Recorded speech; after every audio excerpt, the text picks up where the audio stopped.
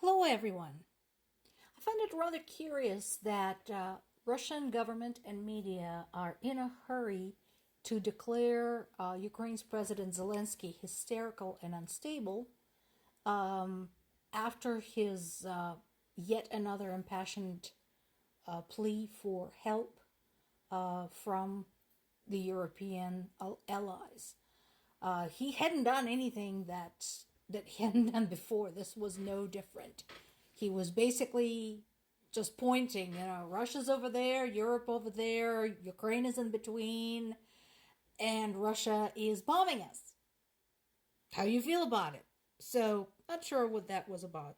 Meanwhile, speaking of hysteria, yet another high-ranking Russia's military official, the former commander of Russia's 58th Army, has been arrested on the suspicion of fraud. So this dude is a major general, Ivan Popov. And this comes on the heel of another arrest that took place last week of yet another official. So I'm not sure what is going on there. As I said, I am not sure what the real charges are. They're saying corruption, fraud, okay. But considering both are the great Russian tradition to operate pretty much everything, the real story is likely very different. Considering these guys being arrested are both military officials, it's possible that they know something about the state of Russian military that Russian government does not want to disclose. Wouldn't surprise me at all. And possibly being military men, they possibly have discovered flaws in Russia's military strategy and criticized the government. That would be a far more likely reason to have them arrested and, removed from their posts. Meanwhile, as I said, Russian government is trying to divert from whatever issues they're having at home by calling Zelensky unstable and Ukraine's position at the front highly unfavorable. Now, I'm not saying it's good. Nobody's saying that. That would be stupid. But let's not forget, Ukraine's position at the front is still a whole heck of a lot better than 2 years ago when Russia was advancing. So, if you want to see the difference, as I mentioned before, BBC has an amazing set of maps that they have designed specifically to follow the status of this war. So pop over to their site, Google Ukraine War and Maps, BBC, and they have some excellent illustrations. So that said, like I said, I'm not saying the situation at the front is good, but I know Ukrainian army is working with whatever they have. Case in point, there is a video on CNN showing Ukrainian soldiers drop an explosive payload into Russia using a nighttime flying drone. So the game of drones has definitely been front and center in this war. And initially it was started by Russians, and Ukrainians said, oh, well, took and played that game and began to basically use everything they could, including homemade drones with just like a camera and some explosive glued onto it, to send explosive payloads farther and farther into Russia. Speaking of drones, Iran had criticized Ukrainian government for not issuing formal condolences over the death of their president, Raisi. And I'm sure a lot of Ukrainians are kind of chuckling over that because Iran was an active supplier of Shahed drones, which have been used to murder a lot of Ukrainian civilians. Meanwhile, the point that so many of us have been making for a very long time now, that this goes beyond Ukraine, continues to prove itself. Here's yet another bit of proof. Poland had arrested 9 people in connection with acts of sabotage committed on the orders of Russian services. Told you. told you so.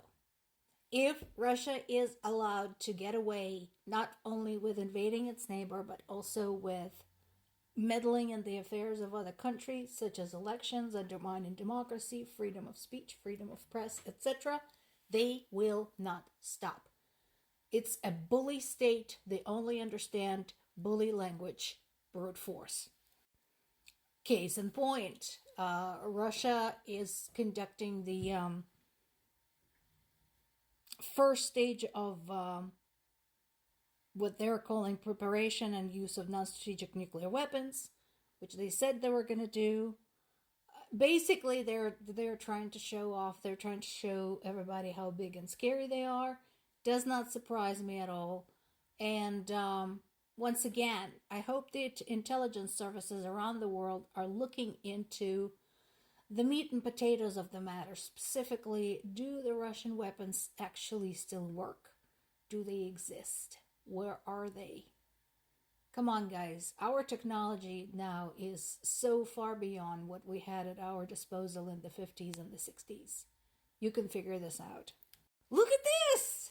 Better late than never! EU countries have formally adopted a plan to use frozen Russian bank assets to help Ukraine.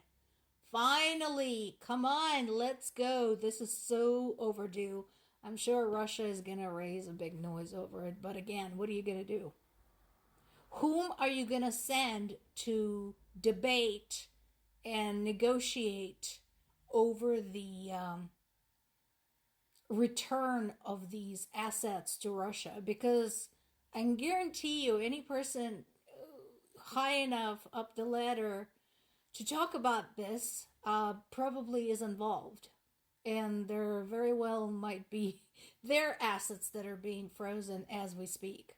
So it's very hard to find the unsanctioned individuals anymore that Russia can actually send out to do anything. And this is an environmental point. So why do I want to bring this up? So one of the biggest disappointments of the year has been Greta Thunberg's sudden turn away from her environmental activities, which were not very well healed when it came to actual plans, specifics, but at least they were meant well. So, but she turned away from that and went on to support Hamas. And when I say she's not supporting Palestine, she's supporting Hamas, you have to go and look what she's actually doing and whom she's hanging out with. Anyway, so maybe she should take notice of this. So it is a well-known fact now that many environmental crises have taken place in Ukraine since Russia invaded. One of the biggest ones, of course, was the explosion of the dam in Novokakhovka. But this is another one. Eagles, who normally migrate over the Ukrainian territory, have changed their route. Basically, their habitats there have been destroyed, and eagles are smart, so they realize that they might get killed. So they don't fly over Ukraine anymore. And of course, that is ecological impact.